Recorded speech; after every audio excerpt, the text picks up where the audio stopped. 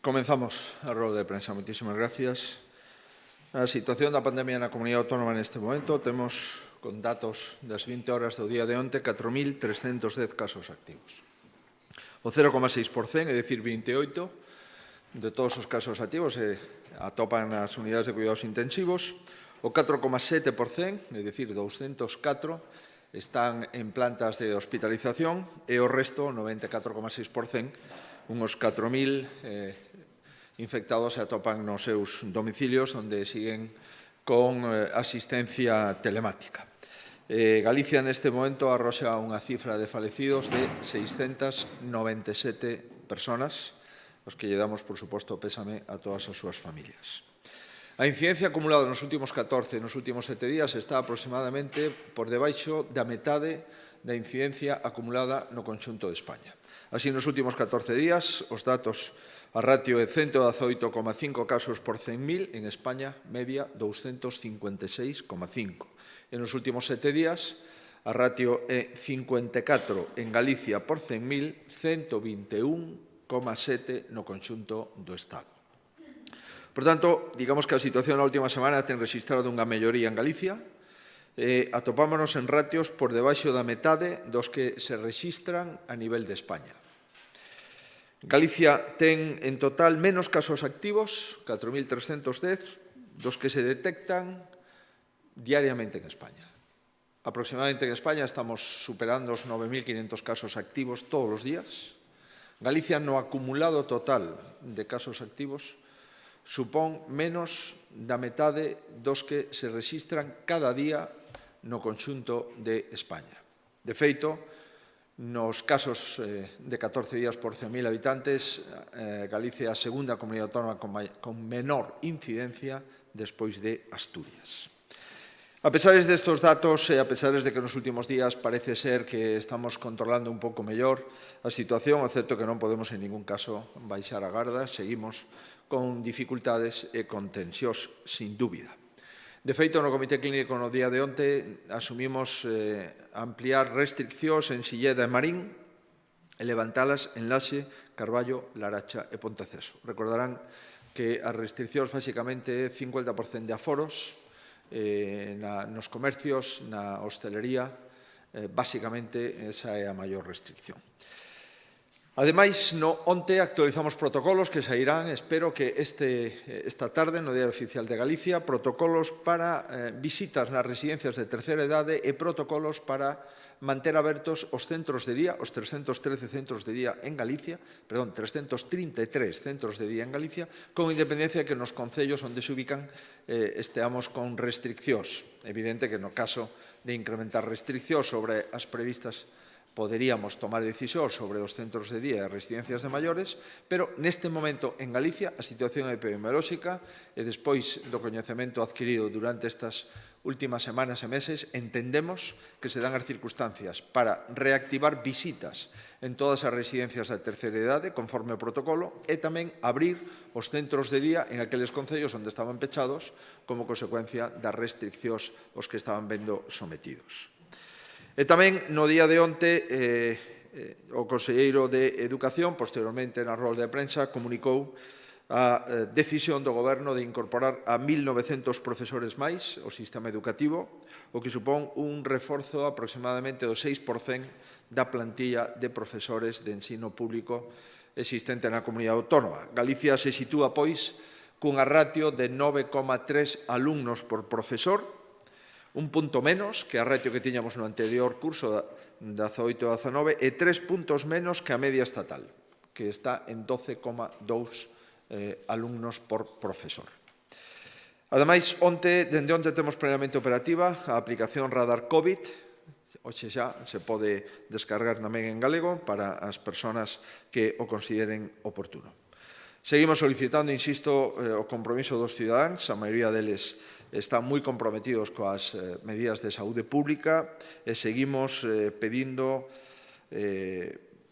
recomendacións e exixencias que se cumpran na comunidade autónoma porque é a única posibilidad que temos mentras non haxe unha vacina e unha vez que coñecemos a vacina, pois probablemente sigamos con restriccións durante bastante tempo. Esta é, por tanto, a situación da pandemia, melloría na última semana, ratios con respecto á media de España moi favorables para a comunidade autónoma, porcentaxe de usuarios en residencias contaxiados o 1%. Nos últimos días non hai novos usuarios contaxiados. Vamos a ver o que pasa no día de onte. En definitiva, estamos intentando paliar que os brotes se circunvalen e intentamos paliar, por lo tanto, o número de hospitalizados, tanto en UCI como en plantas, e tamén o número de falecidos.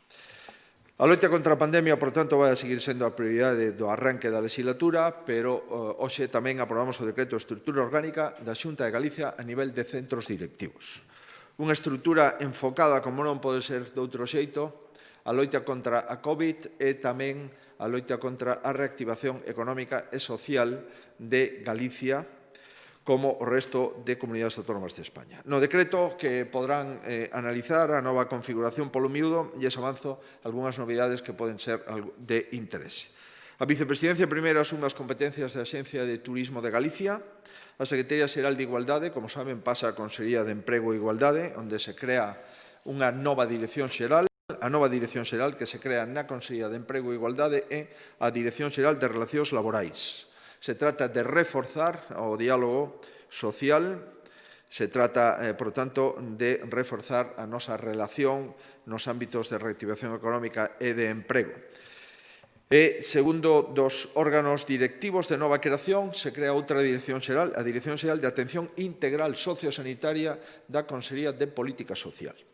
Reforzamos esta área para afrontar os retos presentes e futuros dos servicios sociais, para perfeccionar os mecanismos de coordinación de atención sanitaria nos centros de maiores e persoas con discapacidade e de repensar o modelo das residencias da terceira idade.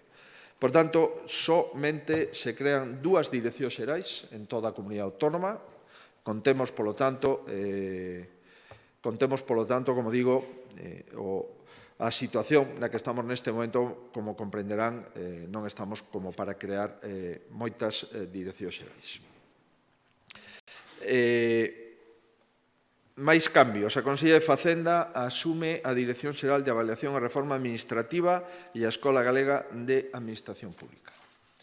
A maiores se producen cambios de denominación de varios departamentos, como podrán comprobar cando teñan o decreto a súa disposición.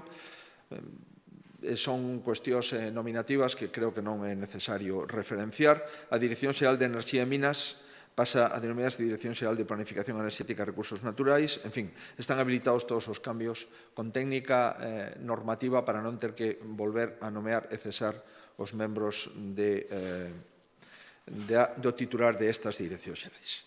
Entramos no capítulo de nomeamentos, aproximadamente uns 18 nomeamentos acaba de facer o Goberno da Comunidade Autónoma con rangos de direccións xerais. Na Consellería de Facenda e Administración Pública, Jesús Oitabén estará ao fronte da Dirección Xeral de Avaliación e Reforma Administrativa, onde substitúe a Natalia Prieto Viso, licenciada en Dereito, a cual asume a Dirección Xeral de Administración Local da Consellería da Presidencia, Vicepresidencia Primeira. Jesús Oitabén, como saben, foi secretario xeral da Consellerías de Educación ou de Educación e Cultura dende o ano 2012 a toda agora. Por tanto, coñece ben a Administración Autonómica, pertence ao Consello de Contas e un auditor recoñecido no ámbito da Administración Autonómica. Outro nomeamento, Elena Mancha Montero de Espinosa, ocupará a recén creada Dirección Xeral de Relacións Laborais. Gaditana, residente na Coruña dende 1996, é licenciada en Dereito pola Universidade Complutense de Madrid, é unha inspectora de traballo coñecida na Inspección de Traballo da Coruña. Se incorpora á Dirección Xeral de Relacións Laborais, que é da recente creación. José Luis Cabarcos asumirá a dirección da Axencia Galega de Calidade Alimentaria Agacal, en sustitución de Manuel Rodríguez Vázquez, a quen agradecemos, por suposto, o traballo feito durante todos estes anos. José Luis Cabarcos, en licenciado en Económicas. Cabarcos era, na actualidade, director de Galicia da Asociación para o Progreso da Dirección. Outro nomeamento en medio rural, Inés Santé Rivera. Será a nova directora da Axencia Galega de Desenvolvemento Rural Agader. cargo que releva a Miguel Pérez Dubois, a quen lle agradecemos, por suposto, tamén o seu traballo e compromiso durante estes anos. Inés Santé Rivera é ferrolana, profesor titular do Departamento de Enxeñería Agroforestal da Universidade de Santiago. Coñece ben a Administración Autonómica, recordarán que foi directora do Instituto de Estudios do Territorio durante 3 anos. Silvia Cortiñas será a nova secretaria xeral técnica da Consellería do Mar. Sustitúe a letrada Isabel Concheiro, a quen tamén lle agradecemos, por suposto, o seu compromiso. Silvia Cortiñas é licenciada en Ciencias Económicas para a Universidade de Santiago. Dende o ano 99, funcionaria da Xunta de Galicia e viña ocupando o cargo de vicesecretaria da Consellería de Medio Rural. Cambios en sanidade. O Dr. José Flores asume a xerencia do Servicio Galego de Saúde que sustituye a Antonio Fernández Campa, a quen lle agradecemos dunha forma especial o seu esforzo e compromiso durante todos estes anos. O Dr. Flores é licenciado en Medicina e Cirurxía. A súa trayectoria profesional está vinculada ás urxencias. Neste momento é xerente do 061. Carmen Durán Parrondo ocupará a Dirección Xeral de Saúde Pública, doutora cum laude en farmacia, farmacéutica de atención primaria no Sergas, dende o ano 2000 e ata agora ocupaba a Subdirección Xeral de Atención Hospitalaria. Finalmente, Ana María Comesaña Álvarez será a nova directora de Recursos Humanos do Servicio Galego de Saúde. Licenciada en Dereito, con másters en Dereito Sanitario e Xestión Universitaria, dende o ano 92 ocupou distintos postos nos ámbitos de Recursos Humanos da Administración Sanitaria. Actualmente era a directora de Recursos Humanos da Área Sanitaria de Vigo. En política social, lle agradecemos profundamente os servizos prestados á directora xeral de Familia, Amparo González, e ao director xeral de Maiores, Ildefonso de la Campa. A tal efecto, serán sustituídos por Jacobo Rey Sastre, na Dirección Xeral de Familia, Infancia e Dinamización Demográfica, o que coñecerán ben, é xornalista, en os últimos 7 anos foi xefe de comunicación da Consellería de Facenda. Fernando González Abeijón ocupará a Dirección Xeral de Maiores e Persoas con Discapacidade. Creo recordar que é natural de Vigo e era o xefe da Inspección dos Servicios de Política Social da referida Consellería. O doutor Acevedo, Antón Acevedo, médico especialista en Medicina Preventiva e Saúde Pública, será o novo director da nova Dirección de Atención Integral Sociosanitaria. O doutor Acevedo foi xerente do Hospital de Monforte e dende o ano 2017 é o director de procesos da área sanitaria da Coruña. Precisamente se encargaba da COVID en toda esa área sanitaria ampla da Coruña.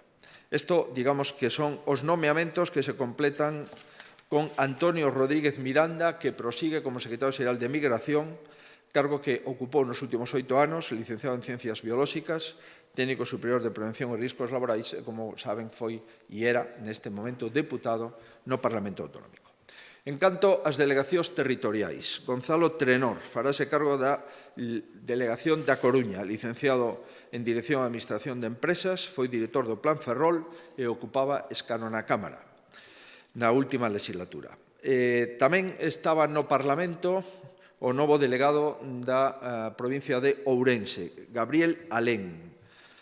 Mestre especialista en Educación Física, foi alcalde de Celle entre o ano 2011 e o ano 2020. Tamén era alcaldesa en Moraña ata hoxe Luisa Castro, que renuncia ao cargo para exercer como delegada territorial da Xunta. Exactamente o apelido é Luisa Piñeiro, creo que Castro é de segundo, pero Luisa Piñeiro é o primeiro apelido. No caso de Lugo, o novo delegado Javier Arias Fouz era o xefe territorial da Consellería de Infraestructuras na delegación de Lugo, é licenciado en Dereito con máster en Urbanismo e Ordenación do Territorio. Por lo tanto, este será o novo delegado de Lugo. Finalmente, en Vigo, Marta Fernández Tapias. Como saben, era antigua directora xeral de Administración Local durante a última legislatura e tamén neste momento ostentaba un acta de deputado na Cámara Autonómica. Os novos delegados, pois, sustituyen os delegados a toda agora: Ovidio Rodeiro na Coruña, José Manuel Balcheiro en Lugo, Marisol Díez Mouteira en Ourense, José Manuel Cores Tourís en Pontevedra e Corina Porro en Vigo. E agradecemos, por suposto, a todos os altos cargos que dan paso a outros compañeiros e compañeras a súa disponibilidade e a súa disposición, e lle damos a benvida a estos 18, 19 altos cargos, non os sumei, que asuman responsabilidades a partir da súa publicación e toma de posesión entre o venres e o próximo luns nas unidades territoriais e nos centros directivos que acabo de relatar. Pois ben, seguimos traballando. Hoxe remitimos ao Parlamento 3 proxectos de lei. Son proxectos de lei que quedaron na anterior legislatura sin poder tramitarse e aprobarse. Serían, en primeiro lugar, probablemente o máis importante, a Lei de Impulso Demográfico. Seguimos sendo a primeira comunidade autónoma que remite un proxecto de lei desta natureza á Cámara, a un Parlamento autonómico. É unha norma que pretende que en Galicia sexa un bo lugar para ter familia. A lei ordena e dá coherencia ás medidas de impulso demográfico que xa se están a poñer en práctica, axudas económicas, facilidades para as familias, medidas destinadas a impulsar a conciliación, iniciativas de apoio á mocidade, incentivos ao retorno dos galegos do exterior, entre outras. O investimento anual, de acordo coa memoria económica da Lei de Políticas de Familia, con cargo ao presuposto da Comunidade Autónoma, será de 800 millóns de euros anuais. Segunda lei, a Lei de Ordenación do Territorio. Sustituye a unha lei que levaba 5 anos e que está todavía en vigor. É unha norma que actualiza, que simplifica e que axiliza os diferentes instrumentos de planificación urbanística para esquivar posibles desequilibrios. Unha norma máis eficaz e útil que pretende ofrecer unha ordenación do territorio igualitaria e coherente para 313 concellos galegos. E que ten 3 grandes eixos. A simplificación é o eixo fundamental inspirador de toda a lei, simplificar administrativamente, tanto o número de figuras como no procedimento da súa tramitación, establecer un único procedimento de tramitación de toda esta dificultade medioambiental e tamén evitar acudir a diversas normas para identificar que procedimento resulta aplicable. É unha lei estructural que entendemos é máis necesaria que nunca nestes momentos, ademais, de reactivación económica. A Lei de Pesca Continental. A Lei de Pesca Continental de Galicia regula a pesca fluvial sustentable a longo prazo para os 40.000 pescadores que hoxe están con licencia na comunidade autónoma.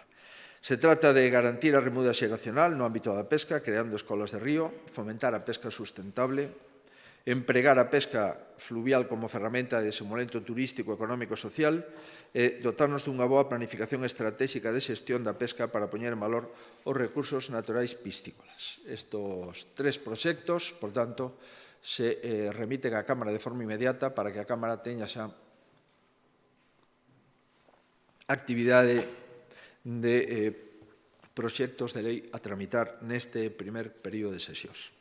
Páxina deportiva. Aprobamos un decreto importante, o novo decreto de deporte de alto nivel de Galicia. Unha norma que substituye o decreto do ano 2004. O alto nivel é, sin dúbida, un dos piares do deporte de calquer lugar. Os deportistas contribúen ao posicionamento e ao recoñecemento da comunidade autónoma nas competicións nacionais, europeas, internacionais, mundiais e olímpicas. Os deportistas son referentes esenciais da sociedade, dos valores comúns do deporte, da promoción de hábitos saudables de vida e tamén guías para o deporte de base. A norma aprobada no día de hoxe recolle unha nova e completa regulación do deporte de alto nivel, recoñecendo e adaptando as súas distintas fases e a súa protección. Inclúe a norma novas categorías, procedementos máis áxiles, dereitos e obrigas, novas ferramentas e servicios, e hai unha serie de novidades que, se lles parece, relato de forma rápida. Regulamos o alto rendemento deportivo e o procedimento e requisitos establecidos para o seu recoñecemento de deportistas. En segundo lugar, se regula o rendemento deportivo de base, considerando como a etapa de desenvolvemento e perfeccionamento previa a acadar o alto rendemento ou o alto nivel deportivo. Esta nova categoría terá por únicos destinatarios, lóxicamente, os deportistas. Por lo tanto, iniciamos unha senda para identificar que entendemos por rendemento deportivo de base, xa en deportistas que apuntan e despuntan que poden ser os grandes deportistas do futuro. Se establece unha concepción ampla a alto nivel, é dicir, non só os deportistas, tamén poden ser deportistas de alto nivel, os adestradores, os técnicos e os xuíces e árbitros. Así mesmo se establece a posibilidade de que determinados medios materiais e instalacións destinadas á preparación da máis rigurosa exigencia competitiva sexan especialmente recoñecidos e protegidos. Trátase dos núcleos de adestramento deportivo especializado que coa nova norma poderán optar a medidas específicas de protección.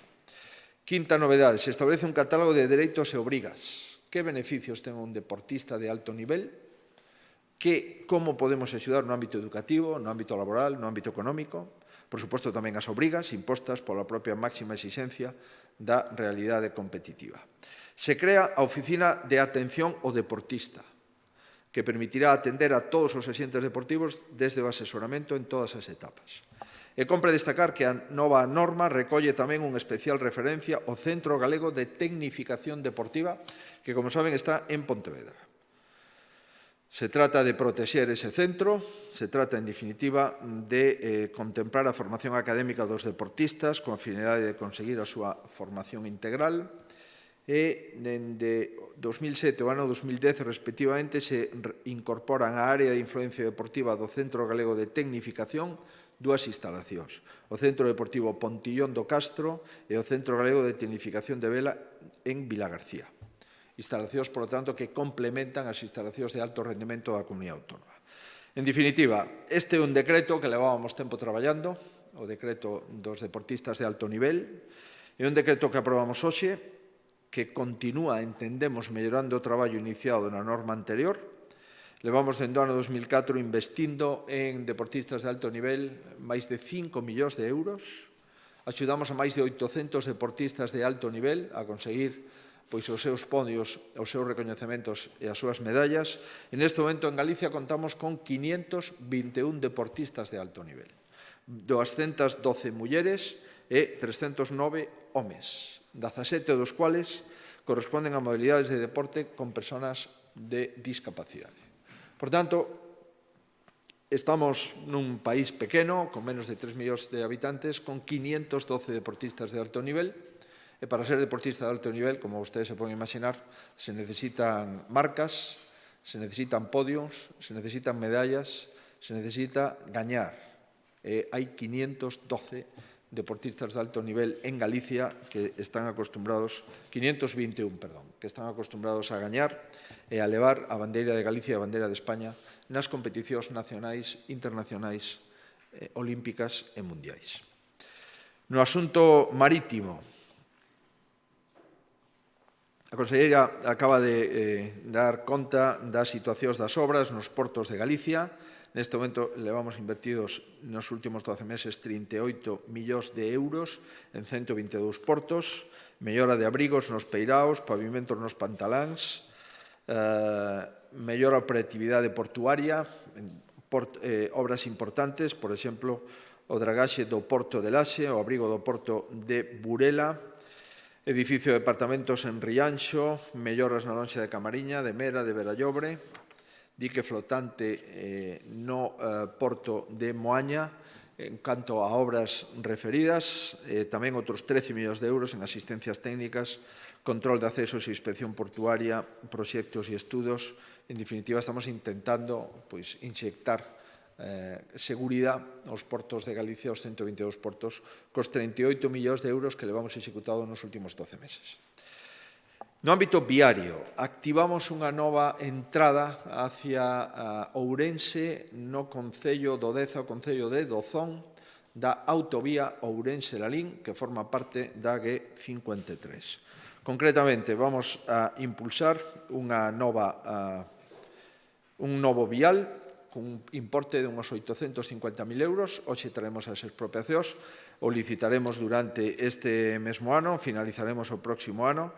De feito, se trata de que na saída de Dozón, que actualmente só se podía sair hacia Santiago, pois agora tamén se poda sair e entrar os tráficos de Dozón e de todo Deza hacia Ourense. Por tanto, completamos o xiro e hai un novo acceso dende a Nacional 525 á AG53. Dous últimos asuntos.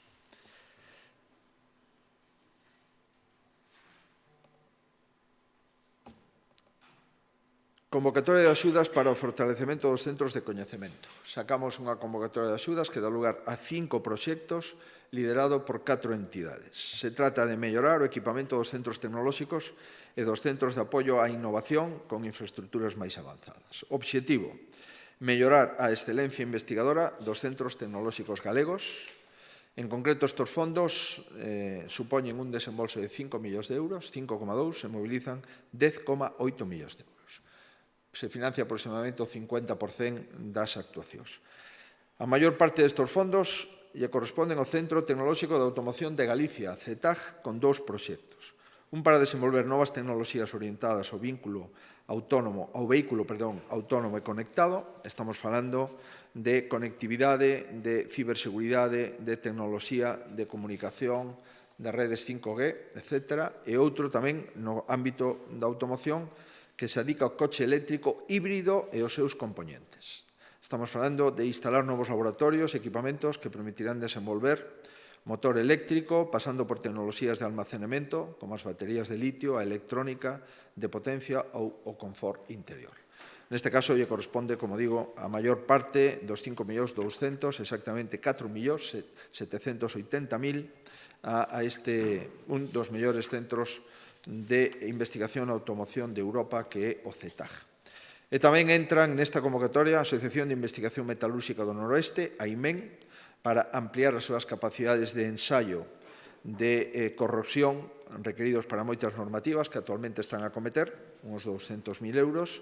Fundación Centro Tecnolóxico de Telecomunicacións de Galicia, Gradian, con algo máis de 100.000 euros para unha plataforma experimental de tecnoloxías de comunicación móviles. E tamén o Centro Tecnolóxico de Investigación Multisectorial, CETIN, con uns 325.000 euros para proxectos de investigación de economía circular e bioeconomía. Levamos, dende o ano 18, facendo este tipo de convocatorias públicas. O pasado ano repartimos 4,1 millón de euros en favor de Anfaco Cecopesca, do Instituto Tecnolóxico de Galicia, a IMEN, do CETIN e do CETAG. Estos 3 repiten este ano cos importes que acabo de referir, e nos últimos 2 anos levamos investidos mobilizando 19 millóns de euros nos centros de investigación de Galicia, nestos 7 centros de investigación de Galicia que están considerados como tales. E último asunto, no ano 19, a Comunidade Autónoma retornou aos mercados financeiros, froito da confianza que Galicia chega aos investidores, e isto nos está a permitir obter, primeiro, toda a liquidez que necesitamos, e, en segundo lugar, as mellores condicións de mercado, probablemente das mellores condicións de España. A finais do ano, Galicia mesmo chegou a formalizar a primeira emisión de débeda con rentabilidade negativa. Pois ben, hoxe vimos de activar a primeira emisión de bonos sostibles da Comunidade Autónoma de Galicia por un importe de 500 millóns de euros. Isto que implica son bonos que están íntegramente orientados a investimentos sociais e medioambientais. Se chama bonos verdes, bonos de economía verde, vinculados tamén á Xenda 2030. Solamente se poden utilizar para enerxías renovables, eficiencia enerxética, xestión sostible de recursos naturais, transporte limpo, xestión sostible da auga, e tamén para cuestións sociais como mellora da accesibilidade no mundo rural, acceso a servicios esenciais, acceso a vivenda, emprego. Galicia se converte así na segunda comunidade autónoma de réximen común, de financiación de réximen xeral, que emite bonos verdes. A primeira foi Madrid, a segunda é Galicia. Tamén teñen bonos verdes País Vasco e Navarra nunha cuantía máis modesta. Obxectivo é pechar esta operación de 500 millóns de euros nos próximos días. Quero dicirlles que non é incremento de débeda pública. Son 500 millóns de euros que sustitúen a outros 500 millóns de euros que vencían durante estas mesmas datas. Por tanto, non incrementamos a débeda, senón que sustituímos débeda pública tradicional que vence por bonos verdes con unhas condicións de compromiso medioambiental específica e tamén entendo que con unhas características de financiamento de tipo de interés moi atractivas. En relación, e finalizo coa débeda pública, según datos do Banco de España, Galicia é a comunidade autónoma que menos incrementou a débeda pública na última década. O aumento da débeda pública entre o ano 8 e o ano 19 é o menor de toda España. o incremento registrado en Galicia representa 110 puntos inferior á media do conxunto de España. Ou dito de outra forma, Galicia renunciou a emitir 3.874 millóns de euros na última década por entender que éramos capaces de poder seguir e chegar a fin de mes sin necesidade de hipotecar a facenda pública autonómica e para ter folgos e maiores capacidades nos momentos onde máis o vamos necesitar, como, por exemplo, nos próximos anos. E tamén, outro dato que creo que non é menor, Galicia é a terceira comunidade autónoma de réxime común coa menor ratio de débeda PIB de España, xunto con Canarias e Madrid. Galicia ten unha ratio de débeda pública de 18,1%, a media de comunidades autónomas está no 24,1%. Despois de Canarias e de Madrid, Galicia é a comunidade autónoma de réxime común coa menor débeda en función do PIB. Esta, por tanto, é a primeira emisión de bonos sostibles, bonos verdes, que vai a emitir a Consellería de Facenda, unha vez autorizado, como acabo de referir, polo Consello da Xunta. Mais nada, moitas grazas.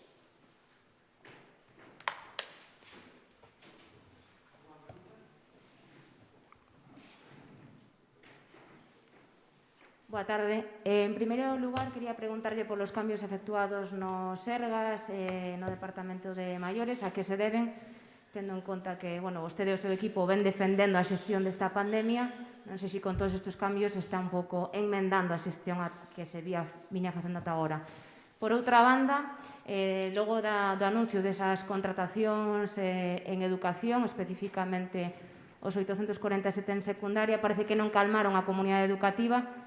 Consideran, dende os centros e tamén sindicatos, que se reforzou insuficiente. Non sei se habería posibilidade nun futuro, no caso de que o pedisen os centros, de reforzar esa plantilla. E, por último, quería preguntarlle pola crise política en Ourense.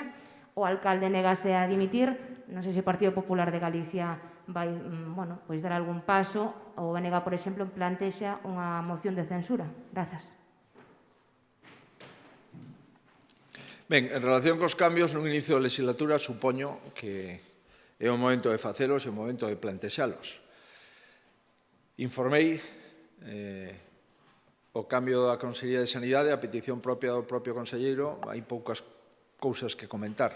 Entra un novo conselleiro e o lóxico que o novo conselleiro concrete cal pode ser o seu equipo. No caso da Dirección Xeral de Saúde Pública se produce exactamente a mesma decisión que no caso do conselleiro. O Director Xeral de Saúde Pública nos trasladou o seu interese por ser relevado. Como é natural, pois aceptamos, como non pode ser de outro xeito, a unha persona que foi clave no ámbito da saúde pública durante todo o momento da pandemia, e reforzamos que outra persona que levaba tamén as cuestións dentro do Servicio Galego de Saúde con rango de subdirección xeral.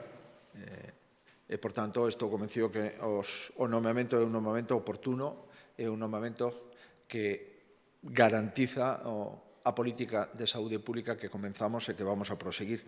En o ámbito da xerencia do Servicio Galego de Saúde, Antonio Fernández Campa é un dos profesionais sanitarios, na miña opinión, con maior formación e información. Quero dicirles que cando estaba eu no Sergas, no ano 91, xa era su director xeral. Por tanto, despois de 20 anos, parece razonable aceptar un cambio dentro do Servicio Galego de Saúde. E se opta por un xerente do propio Servicio Galego de Saúde. Por tanto, os cambios no Servicio Galego de Saúde son dentro dos propios directivos do Servicio Galego de Saúde. É o mesmo equipo do Servicio Galego de Saúde o que se pode cambiar de posición, pero o equipo, o vestuario é exactamente o mesmo, con distintos protagonismos ou con distintas énfasis en función do momento oportuno. Outra cuestión era sobre o tema dos profesores. Creo que dimos bastante mensaxe de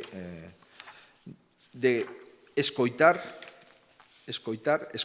ás veces modificar, outras veces rectificar e outras veces complementar o inicio do curso académico. Quero recordar que o 28 de agosto tivemos o protocolo pactado a nivel de España. E a partir do 28 de agosto empezamos a traballar cun protocolo comúnmente admitido por todos os servizos educativos. Podemos dar un repaso a outras comunidades autónomas. Hai comunidades autónomas que aínda non empezaron o curso. E non tuveron eleccións no medio, e non tuveron que cambiar o goberno no medio. Por tanto, me parece que estamos dando unha mensaxe sempre mellorable, por suposto, pero unha mensaxe bastante razonable. 1.890 novos profesores traballarán neste curso. Probablemente sexa o curso con máis profesores e, espero equivocarme, con menos horas lectivas, como consecuencia da pandemia. Por conseguinte, estes 1.890 profesores acreditan que queremos, en primer lugar, cumplir o protocolo da sanidade e, en segundo lugar, reforzar a educación pública en Galicia. 1.107 novos profesores solo para ESO, bachillerato e formación profesional. Por tanto, entendo que son profesores que acreditan o interese que temos por empezar o curso coa maior seguridade e cumprindo todos os protocolos necesarios. Alguna pregunta máis?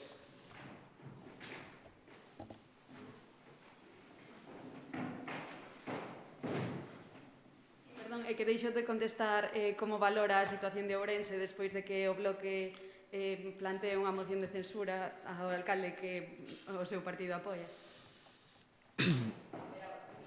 Deixaba de contestar porque a persona que me fixo se ausentou e, por tanto, como ahora tamén interesa a vostedes, pois ya contesto e así solucionamos todas as consideracións. Creo que tamén foi tratado fai unha semana nesta mesma tribuna a situación de Ourense. A situación de Ourense é unha situación absolutamente anómala. É certo que en Ourense hai un alcalde, pero non hai un goberno municipal. E, por tanto, estamos nunha situación absolutamente atípica. E nas situacións atípicas todos debemos de exercer a responsabilidade que nos corresponde. O Grupo Municipal do Partido Popular exerceu unha responsabilidade que foi deixar sin efecto e suspender o pacto de goberno. Esa é a nosa forma de entender a responsabilidade que nese momento nos toca.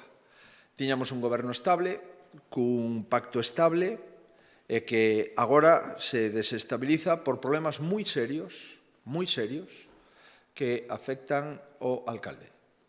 Sin prexuzgar absolutamente nada, porque estamos nun Estado de Dereito, o certo é verdad é que a información que temos sobre determinadas actuacións no ámbito do partido que pertence ao alcalde nos levaron a suspender ese acordo de goberno.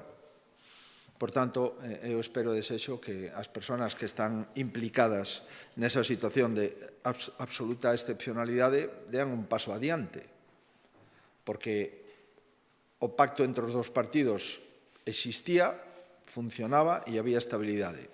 Hai unha enorme inestabilidade dun dos partidos que conforman ese pacto. A maioría dos concelleiros de ese partido abandonan o goberno e o alcalde, e automáticamente se produce unha anomalía que consiste en que Ourense ten un alcalde, pero non ten un goberno local, dado que non hai ni sequera comisión de goberno operativa.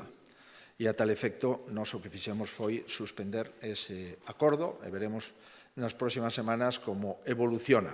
Pero todo parece indicar que si realmente nos interesa a cidade de Ourense, a todos, todo parece indicar que hai algunha persona que ten que tomar decisión máis pronto que tarde.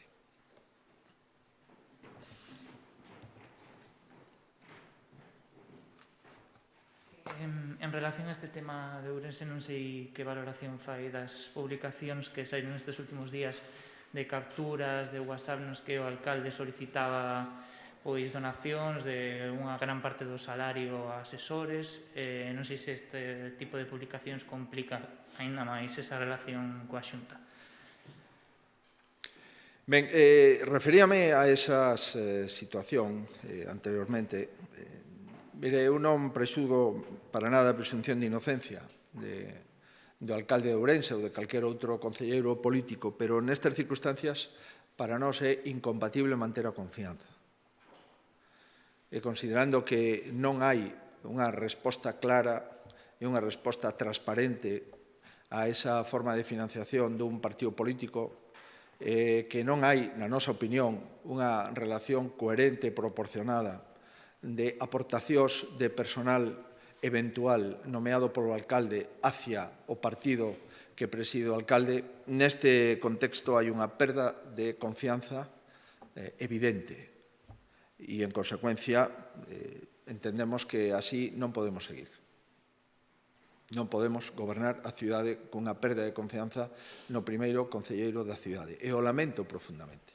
Pero ou se restablece unha información o suficientemente contrastada e o suficientemente fundamentada ou coa información que temos, esa relación de confianza está quebrada. E, por conseguinte, nós non podemos apoiar neste momento a ese concelleiro que ostenta a alcaldía de Ourense. E ben que o sentimos, porque nos parece que Ourense está nunha encrucillada onde é necesario, insisto, que unha persona non poña en cuestión todo o goberno da terceira cidade de Galicia. Boa tarde. Falaba vostede de fitos graves no caso do alcalde de Ourense. Eu quería saber se considera que Mariano Rajoy debería dar explicacións aos españois logo dos feitos que está destapando a Fiscalía Anticorrupción no caso Kitchen. Creo que tamén é oportuno facer a mesma valoración que fixen fai unha semana. Non cambiaron os feitos. Din a miña opinión fai unha semana. Non cambiei de opinión. Sin ninguna dúbida, cando algún xuíz ou fiscal considera que é necesario investigar, toda o dereito do mundo a facer ese tipo de investigación. Eu estou a favor de que se investigue todo e a todos. Si hai membros do goberno que pertenceron a momentos históricos do Partido Socialista con condenas durísimas, entendo que esos membros do goberno teñen que responder. Se hai membros do goberno que están sendo investigados actualmente, entendo que esos membros do goberno teñen que responder. E se hai persoas que estiveron en gobernos anteriores e que tamén están sendo investigados, entendo tamén que teñen que dar explicacións. Sobre a honorabilidade do presidente Rajoy non teño dúbidas, porque o coñezo e porque teño propia opinión ao respecto. E, por tanto, estou convencido que o presidente Rajoy estará bastante tranquilo en relación a este tipo de investigacións. Pero, insisto, cando hai unha investigación que afecte a membros do goberno do Partido Socialista ou a membros do goberno de Podemos ou a membros da oposición, entendo que a receita ten que ser sempre a mesma. Aceptar esa investigación e respostar ás cuestións que se plantexen. Sí, bos días, presidente. 6 meses despois do comezo da pandemia, ten previsto a Xunta facer públicas as series históricas de datos desagregadas por concellos, poboación, idades e demais, como fan a inmensa maioría das comunidades autónomas? Grazas. Nós temos toda a información, como usted se pode imaginar, en relación coa pandemia. Temos información, como non pode ser de outro xeito, de todas as persoas e están nas historias clínicas, aí referenciadas, as persoas que pasaron a COVID, as persoas que foron infectadas pola COVID, os distintos tratamentos que se implementaron, no seu caso, a alta cando se produce. Por tanto, temos esa información. Estamos cuestionando ou discutindo que dereitos teñen que prevalecer. Os dereitos aos segredos profesionais e as historias clínicas ou outro tipo de información xeral para dar a coñecer a todos os cidadáns. E entendemos que nesa cuestión nos temos que mover. Dar infectados por concellos en tempo real nos parece peligrosísimo. Dicir que nun concello en Galicia hai 7 persoas infectadas e cando ese concello ten 1000 persoas de censo, me parece que é unha decisión moi comprometida para as persoas infectadas e, en xeral, para o consenso admitido de protección de datos no ámbito da saúde pública.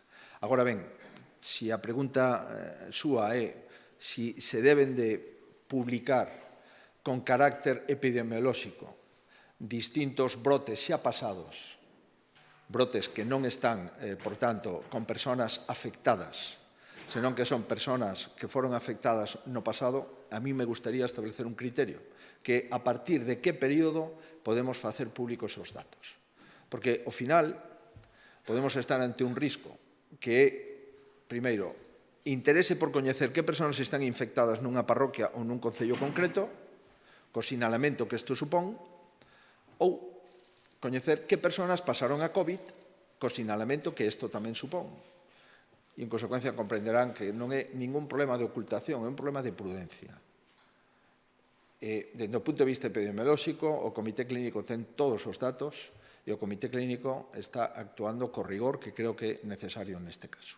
E eu pido que se entenda, non temos ningún problema, pero hai persoas con nome e apelidos detrás que convén protexer ante determinados estigmas que se poden producir, sobre todo en localidades pequenas.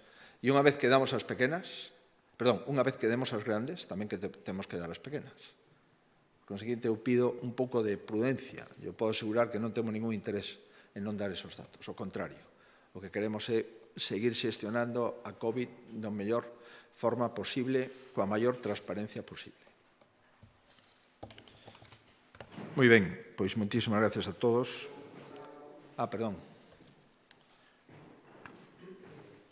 Boa tarde. Eu quería preguntarlle, do mesmo xeito que comentou os cambios na Consellería de Sanidade, gustaríame que tamén comentase os de Política Social, e se podería concretar a que se refire con repensar o modelo de residencias que hai en Galicia. Moitas gracias.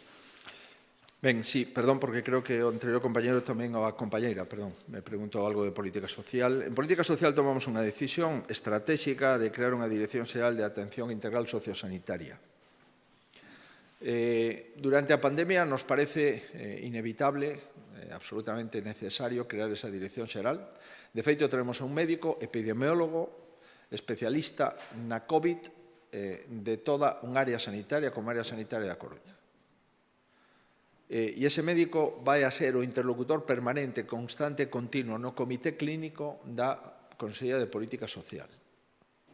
Ademais diso, con independencia da existencia da pandemia e do tempo que dure, pensamos, e o dixen tamén dende esta tribuna e tamén no Parlamento, que é necesario facer un plantexamento global de funcionamento das residencias da terceira idade na súa relación cos centros de saúde e na súa relación cos centros hospitalarios.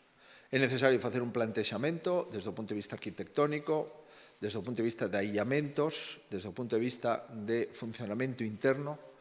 En definitiva, é necesario, entendo eu, que todos os países occidentais ver como as residencias da terceira idade foron especialmente afectadas como consecuencia, basicamente, da idade dos usuarios especialmente afectados pola COVID. As últimas fallecementos en Galicia, por lo menos desta semana non os teño, pero de fai unhos días subira a idade media das persoas fallecidas. Estábamos en 83,5 anos. Por tanto, é evidente que a COVID afecta máis a aqueles con menos defensas, a aqueles con menor capacidade respiratoria, a aqueles con patoloxías previas, e, por conseguinte, as residencias de terceira idade, os usuarios das mesmas complementan este cadro que acabo de referir. Por tanto, vamos a xestionar con criterios médicos a Dirección Xeral. Haberá, por suposto, subdirectores e outro personal non médico, e vamos a xestionar coa maior colaboración e coordinación posible co Servicio Galego de Saúde dende Política Social. E por iso creamos unha Dirección Xeral con responsabilidades sociosanitarias que neste momento entendemos que debe de presidir un médico. A mellor, dentro de uns anos ou meses, pois pode haber outro perfil, pero neste momento me parece que un preventivista é todo unha aposta pola calidad e pola seguridade das residencias da terceira idade. Ben, pois moitas grazas.